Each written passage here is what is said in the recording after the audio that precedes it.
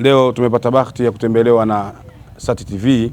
Mada yangu pendwa leo tutakwenda kuelezea umuhimu wa kuwapeleka watoto madrasa, kwa sababu leo ukitembea mitaani kote kuna kitu ambacho kinaitwa PS, PS haya.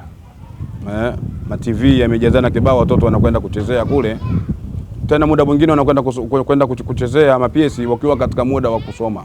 Ukiwa muda mwafaka wa kusoma, ima saa 10 mtoto yuko kwenye PS. Siku ambazo hakuna shule, basi akianzia asubuhi mtoto mpaka saa 4 usiku ndio anarudi nyumbani. Wazazi au walezi tumesahau jukumu letu kabisa, jukumu la kulea. Jukumu ambalo Mwenyezi Mungu Subhanahu wa Ta'ala ametukabidhi sisi kama wazazi tulee. Lakini jukumu hili kwa karne hii limekuwa ni jukumu zito. Kutokuwa makini na kusimamia malezi bora ndio uzaa watoto wasiokuwa bora. Mtoto asiyetoka katika malezi bora hawezi mtoto huyo kuwa bora. Hilo lazima tukubaliane. Mtoto bora ni yule ambaye anatokana na malezi bora. Kwa hiyo malezi bora haya ndiyo atakayepelekea mtoto huyu awe mtoto mwenye adabu, mtoto mwenye heshima, mtoto mwenye kuheshimu wazazi wake, watu wazima na kadhalika.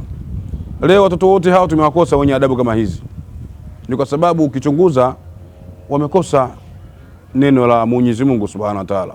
Watoto wamekosa sabuni ya roho. Sabuni ya roho ni maarifa ya kumjua Mungu. Kama kuna kitu ambacho mtoto anatakiwa ajifunze kwanza, kabla kujifunza PS, kabla kujifunza mpira, kabla kujifunza chochote, mtoto anatakiwa ajifunze elimu ya Qur'an.